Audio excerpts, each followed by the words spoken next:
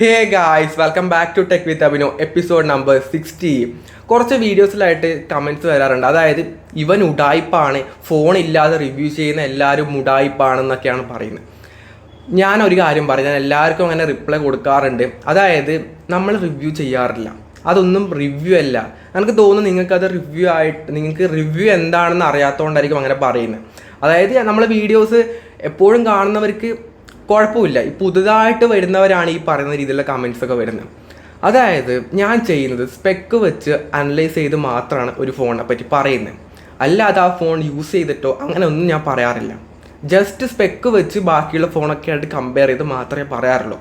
അതാണ് നമ്മൾ വീഡിയോസിൽ പറയാറ്. കാരണം നമുക്ക് റിവ്യൂ യൂണിറ്റോ അല്ലെങ്കിൽ ഒരു ഫോൺ വാങ്ങിച്ച് റിവ്യൂ ചെയ്യാനുള്ള ആ ഒരു രീതിയിലൊന്നും നമ്മൾ എത്തിയിട്ടില്ല. അപ്പോൾ അതുകൊണ്ട് നമുക്കിപ്പം ചെയ്യാൻ വേണ്ടി പറ്റുന്ന കാര്യം എന്ന് പറഞ്ഞാൽ ഈ രീതിയിൽ സ്പെക്ക് വെച്ചിട്ട് മാത്രമേ നമുക്ക് ചെയ്യാൻ വേണ്ടി പറ്റുള്ളൂ. അതുകൊണ്ട് നമ്മൾ ആ രീതി ചെയ്യുന്നുണ്ട്. ആ രീതിയിൽ അത് ഇഷ്ടപ്പെടുന്നവരും ഒരുപാട് പേരുണ്ട്. പിന്നീട് ഇപ്പം റിവ്യൂ എന്ന് പറയുന്നത് നമ്മൾ ഇത്ര ദിവസം യൂസ് ചെയ്തിട്ട് മാത്രമേ നമുക്ക് അതിനെ പറ്റിയുള്ള റിവ്യൂ പറയാൻ വേണ്ടി പറ്റുള്ളൂ. ഇപ്പോൾ ബാക്കിയുള്ള യൂട്യൂബേഴ്സ് ആണെങ്കിൽ തന്നെ ഫസ്റ്റ് ദിവസം ഒരു ഫോൺ ഇറങ്ങിയ പാടും ഇടുന്നവർ കുറച്ച് മുൻപേ ആ ഒരു ബ്രാൻഡ് അവർക്ക് ഫോൺ അയച്ചു കൊടുത്തിട്ടുണ്ടെങ്കിൽ അത് റിവ്യൂ ആയിട്ട് തന്നെ അവർ പറയും. അല്ലാത്ത രീതിയിലൊരു അൺബോക്സിങ്, ഒരു ഫസ്റ്റ് ഇംപ്രഷൻ മാത്രമാണ്, ഒരിക്കലും അത് റിവ്യൂ അല്ല. അവരും ഈ രീതിയിൽ തന്നെ അത് അൺബോക്സ് ചെയ്ത് അവരുടെ കയ്യിൽ ഫോൺ ഉണ്ട് എന്നേ ഉള്ളൂ. അവർക്ക് അതിനെപ്പറ്റി അധികം ഒന്ന് യൂസ് ചെയ്താൽ മാത്രമേ പറയാൻ വേണ്ടി പറ്റുള്ളൂ. ബാക്കി എല്ലാ കാര്യങ്ങളും എല്ലാത്ത രീതിയിൽ അവരും സ്പെക്ക് വെച്ചിട്ടാണ് ഓരോരോ കാര്യങ്ങളൊക്കെ പറയുന്നത്. അപ്പം റിവ്യൂ എന്താണെന്നുള്ളത് പ്രോപ്പറായിട്ട് മനസ്സിലാക്കുക. ഞാൻ എവിടെയും ക്യാപ്ഷനിലോ എവിടെയും ഞാൻ പറയുന്നില്ല റിവ്യൂ ആണെന്നുള്ളത്. അങ്ങനത്തെ ഒരു കാര്യമേ ഞാൻ മെൻഷൻ ചെയ്യാറില്ല. പിന്നെ നിങ്ങൾക്ക് അങ്ങനെ തെറ്റിദ്ധരിക്കുന്നതുകൊണ്ടായിരിക്കും ഒട്ടുമിക്ക പേരും അങ്ങനെ റിവ്യൂ എന്ന് വിചാരിക്കുന്നത്. അതുകൊണ്ട് റിവ്യൂ അല്ല കേട്ടോ. ഇപ്പോഴും ഞാൻ പറയുന്നു, റിവ്യൂ അല്ല, ജസ്റ്റ് സ്പെക്ക് വെച്ച് അനലൈസ് ചെയ്ത് മാത്രമാണ് നമ്മളെ വീഡിയോസിൽ പറയുന്നത്. അപ്പോൾ അത് ആ രീതിയിൽ മനസ്സിലാക്കിയിട്ട് മാത്രം നമ്മളെ വീഡിയോസ് കാണാം കേട്ടോ. പിന്നെ ഫസ്റ്റായിട്ടുള്ളത് 25,000 രൂപ റേഞ്ചിൽ നമ്മൾ ഇതിന് മുമ്പേ സ്റ്റൈലസ് പെന്നൊക്കെ കണ്ടു. ഇപ്പം തോണ്ട ഒരു ഗെയിമിംഗ് ഫോൺ അടക്കം 25,000 രൂപ റേഞ്ചിൽ ഇറങ്ങിയിട്ടുണ്ട്. അതും ഇൻഫിനിക്സിൻ്റെ GT30 Pro എന്ന ഫോൺ 25,000 രൂപയാണ് സ്റ്റാർട്ടിംഗ് ആയിട്ട് വരുന്നത്. ആ ഒരു പ്രൈസ് റേഞ്ചിൽ ടച്ച് സെൻസിറ്റീവ് ഒക്കെയുള്ള ട്രിഗേഴ്സൊക്കെ വരുന്നുണ്ട്. അത് നല്ല റെസ്പോൺസൊക്കെ ഉണ്ടെന്നാണ് ചില വീഡിയോസിലൊക്കെ പറയുന്നത്. അപ്പോൾ അങ്ങനെ ഒരു വൺ ഓഫ് ദി ബെസ്റ്റ് ആയിട്ടുള്ള gaming, one of the best എന്നല്ല, ആ റേഞ്ചിൽ വേറെ ഗെയിമിംഗ് ഫോണായിട്ടൊന്നും ഇല്ല, ഇത് മാത്രമേ ഉള്ളൂ. ആ ഒരു എക്സാക്റ്റ് ഗെയിമിംഗ് ഫോണായിട്ട് നമ്മൾ എന്താണോ മനസ്സിൽ നമ്മൾ വിചാരിച്ച് വെച്ചിട്ടുള്ളത്, ആ ഒരു എക്സാക്റ്റ് ഡിസൈനും ലൈറ്റൊക്കെ കത്തുന്ന ഒരു അടിപൊളിയായിട്ടുള്ള ഡിമെൻസിറ്റിയുടെ 8350 അൾട്ടിമേറ്റ് എന്ന പ്രോസറും വെച്ചുകൊണ്ട് ഓൾമോസ്റ്റ് ഒരു 1.5 മില്യൺ ആറ്റോ സ്കോറൊക്കെ വരുന്ന ഒരു ഗെയിമിംഗ് ഫോൺ. പിന്നെ വയർലെസ് ചാർജിങ് ഒക്കെ സപ്പോർട്ട് ചെയ്യുന്നുണ്ട്. അടിപൊളി ഫോണാട്ടോ. ഞാൻ അതിൻ്റെ ഡീറ്റെയിൽ ആയിട്ടുള്ള വീഡിയോ ഇന്നല്ല നാളെ നമ്മൾ അതിൻ്റെ വീഡിയോ പോസ്റ്റ് ചെയ്യാം കേട്ടോ. ഷൂട്ട് ചെയ്ത് വെച്ചിട്ടുണ്ട്, നാളെ തന്നെ നമ്മൾ അതിൻ്റെ വീഡിയോ ചെയ്യുന്നുണ്ട്. അപ്പോൾ വെയിറ്റ് ചെയ്യുക. നല്ല അടിപൊളി ഫോണായിട്ടാണ് എനിക്ക് തോന്നിയത്. അത് കണ്ടതിന് ശേഷം നിങ്ങളുടെ ഒപ്പീനിയൻ എന്തായാലും പറയാം കേട്ടോ, ആ ഫോൺ എങ്ങനെയുണ്ട് എന്നൊക്കെ ഉള്ളത്. പിന്നെ റിയൽമി വീണ്ടും ഒരു ചാത്തൻ ഫോണായിട്ട് വന്നിട്ടുണ്ട്. റിയൽമിയുടെ C73 5G എന്ന മോഡലാണ്. അവർക്ക് എനിക്ക് അറിയില്ല, ഞാൻ കൂടുതലായിട്ടൊന്നും പറയുന്നില്ല. അതായത് 10499 ഈ ഫോണിൻ്റെ സ്റ്റാർട്ടിങ് പ്രൈസ് എന്ന് പറഞ്ഞാൽ ആ ഒരു പ്രൈസ് റേഞ്ചിൽ 64 GB ഇന്റേണൽ സ്റ്റോറേജും വെച്ചുകൊണ്ടാണ് ഈ ഒരു ഫോൺ വരുന്നത്. ദാരിദ്ര്യം എന്നെല്ലാം പറഞ്ഞു കഴിഞ്ഞാൽ ഇമ്മാതിരി ദാരിദ്ര്യം റിയൽമിക്കേ പറ്റൂ കേട്ടോ. ബഡ്ജറ്റ് എൻട്രി ലെവൽ ഫോണിൽ പോലും ഇപ്പം 64 GB ഒക്കെ ഒഴിവാക്കുന്ന ടൈമിൽ 10K റേഞ്ചിൽ ഇവന്മാർ വീണ്ടും ഇതെടുത്തോ. എന്തൊരു മര്യാദ വേണ്ട റിയൽമി, ഇങ്ങനെയൊക്കെ ഫോൺ ഇറക്കാറുണ്ടോ? ഡിമെൻസിറ്റിയുടെ 6300 ചിപ്സെറ്റാണ് വരുന്നത്. 6000 mAh battery, 45 what fast charging ഒക്കെ ആയിട്ടാണ് വരുന്നത്. ഡിസൈൻ വൈസ് ഒക്കെ ആണെങ്കിൽ ഇതിന് മുമ്പേ നമ്മൾ പല റിയൽമി ഫോണിലും കണ്ട P3Xലും വേറെ ഒരുപാട് ഫോൺസ് ഉണ്ട്, അതിലൊക്കെ കണ്ട എക്സാക്റ്റ് ക്യാമറ മൊഡ്യൂളും വെച്ചുകൊണ്ടാണ് ഈ ഒരു ഫോൺ വരുന്നത്. വെറുതെ മാസത്തിൽ ഇത്ര ഫോൺ ഇറക്കണം എന്ന് വെച്ചുകൊണ്ട് മാത്രമാണ് ഈ രീതിയിലുള്ള ചാത്തനായിട്ടുള്ള ഊള ഫോൺസ് റിയൽമി ഇറക്കുന്നത്. ദയവ് ചെയ്ത് ഇങ്ങനെയുള്ള മാട്ട ഫോൺസ് ഒന്നും വാങ്ങിച്ച് പെടാതിരിക്കാട്ടോ. അമ്മാതിരി ഊള ഫോണാണ്. 64 GB ഇന്റേണൽ സ്റ്റോറേജ് ഇക്കാലത്ത്, അതും 10K റേഞ്ചിൽ. നമ്മൾ എൻട്രി ലെവൽ ഫോൺസിൽ പോലും 64 GB എടുക്കണ്ട എന്ന് പറഞ്ഞ സമയത്താണ് 10K റേഞ്ചിൽ ഇവന്മാർ എതുക്കിടെ ഇമാതിരി ഊള ഫോണൊക്കെ ഇറക്കുന്നത്. പിന്നെ ഗൂഗിളിൻ്റെ Pixel 10 സീരീസ് ഓഗസ്റ്റ് 13 ലോഞ്ച് ചെയ്യുന്നത്. ഇപ്പം വരുന്ന ലീക്സ് ആൻഡ് റൂമേഴ്സ് ഒക്കെ പറയുന്നത് ഓഗസ്റ്റ് 13 ഇവർ ഇതിന് മുമ്പേ ഉള്ള പ്രീവിയസ് ആയിട്ടുള്ള മോഡലൊക്കെ ഇറക്കാറ് ആ ഒരു ഡേറ്റിനാണ്. ആ ഒരു ഡേറ്റിന് ഇറക്കി കഴിഞ്ഞാൽ എന്തോ ഒരു ഭാഗ്യമുണ്ട് എന്നാണ് ഗൂഗിൾ വിചാരിക്കുന്നത്. ഇപ്രാവശ്യം പക്ഷേ രസം ഉണ്ടാവും കേട്ടോ. കാരണം TSMC ആണ് ഇപ്രാവശ്യം പ്രോസർ ഇട്ടായി കൊടുക്കുന്നത്. അതുകൊണ്ട് തന്നെ പെർഫോമൻസ് വൈസ് ഒരു ഉഗ്രൻ ലെവൽ നമുക്ക് പ്രതീക്ഷിക്കാവുന്നതാണ് കേട്ടോ. പഴയതുപോലെ ആയിരിക്കത്തില്ല.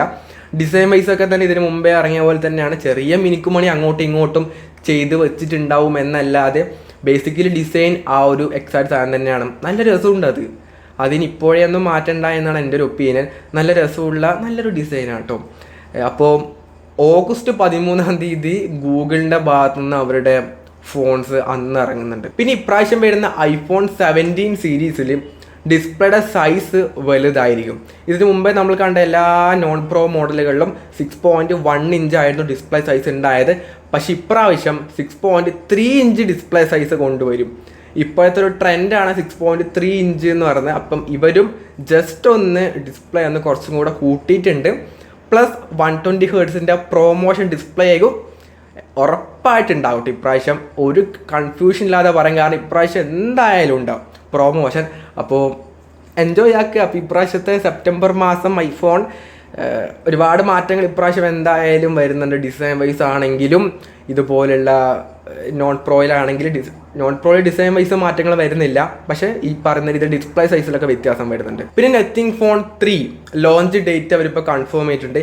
ഈ വരുന്ന ജൂലൈ 1 രാത്രി 10:30 ഈ ഒരു ഫോൺ ലോഞ്ച് ചെയ്യുന്നത്. ഫ്ലാഗ്ഷിപ്പ് ലെവൽ ഫോൺ തന്നെ ആയിരിക്കും. അപ്പോൾ ലൈറ്റ് കത്താത്ത നത്തിങ് ഫോൺ കൂടെ ജൂലൈ 1 തന്നെ അവർ കൊണ്ടുവരുന്നുണ്ട്. ഇനിയും ഒരു മാസം വെയിറ്റ് ചെയ്യേണ്ടി വരും. ഒരു മാസം ഒന്നും വേണ്ട, എന്നാലും അടുപ്പിച്ച് ഒരു മാസം കൂടെ വെയിറ്റ് ചെയ്യേണ്ടി വരും.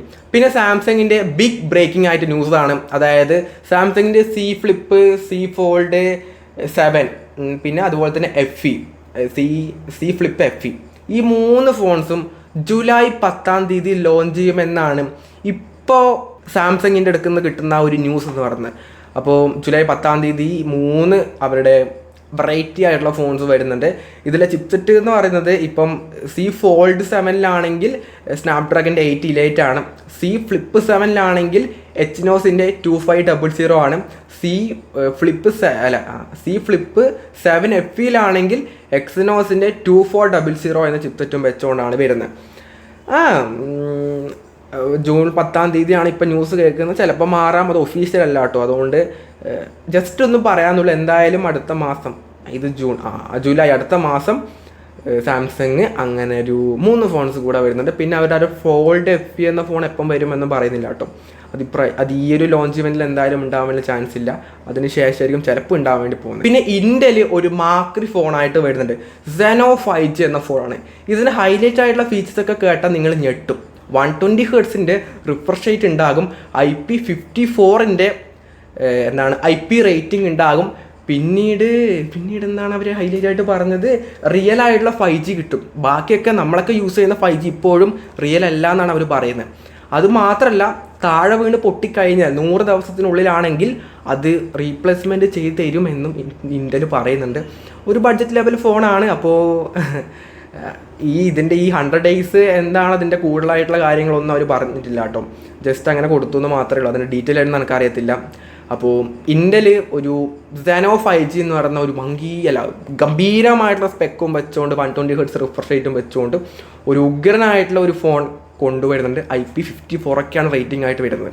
അതും ഭയങ്കര എടുത്തു പറയേണ്ട ഫീച്ചർ തന്നെയാണ്. പിന്നെ നാളെയാണ് OnePlusൻ്റെ 13S ലോഞ്ച് ചെയ്യുന്ന 5 അപ്പോൾ ഒരു കോമ്പാക്റ്റ് ആയിട്ടുള്ള ഫോൺ നാളെ കൂടെ ലോഞ്ച് ചെയ്യുന്നുണ്ട് കേട്ടോ. അതിനുശേഷം നമുക്കതിന് ഡീറ്റെയിൽ ആയിട്ടുള്ള വീഡിയോ അടുത്ത ദിവസങ്ങളിൽ ചെയ്യാം. അപ്പം ഇത്രയും ടെക് ന്യൂസാണ് നമുക്ക് ഇന്നത്തെ 60ാമത്തെ എപ്പിസോഡിൽ പറയാനുള്ളത്. നിങ്ങൾക്ക് ഏതെങ്കിലും തരത്തിലുള്ള വീഡിയോസൊക്കെ ചെയ്യണമെന്ന് താല്പര്യമുണ്ടെങ്കിൽ നിങ്ങൾ കമൻറ്റ് ചെയ്യാം കേട്ടോ. നമ്മൾ എന്തായാലും നോക്കിയിട്ട് ചെയ്യുന്നതായിരിക്കും. എന്തെങ്കിലും ഡൗട്ടോ കാര്യങ്ങളോ ഉണ്ടെങ്കിൽ കമൻറ്റ് ഇട്ടോളൂ. അല്ല എന്നുണ്ടെങ്കിൽ ഇൻസ്റ്റാഗ്രാമിൽ മെസ്സേജ് നമ്മൾ എന്തായാലും റിപ്ലൈ കൊടുക്കുന്നുണ്ട്. കമൻറ്റ്സ് ഒരുപാട് വരുന്നുണ്ട്. അപ്പം ജസ്റ്റ് കാണുന്ന കമൻറ്റ്സിനാണ് നമ്മൾ ഒട്ടുമിക്ക റിപ്ലൈ കൊടുക്കാറുള്ളത്. അപ്പോൾ അങ്ങനെ കണ്ടിട്ടില്ല എന്നുണ്ടെങ്കിൽ ഇൻസ്റ്റയിൽ മെസ്സേജ് അയക്കുക, നമ്മൾ എന്തായാലും റിപ്ലൈ തരുന്നതായിരിക്കും. അപ്പം ഈ ഒരു വീഡിയോ യൂസ്ഫുൾ ആണെങ്കിൽ ലൈക്ക് ചെയ്യുക, ഷെയർ ചെയ്യുക, സബ്സ്ക്രൈബ് ചെയ്യുക. So it's fund Bino signing off. By.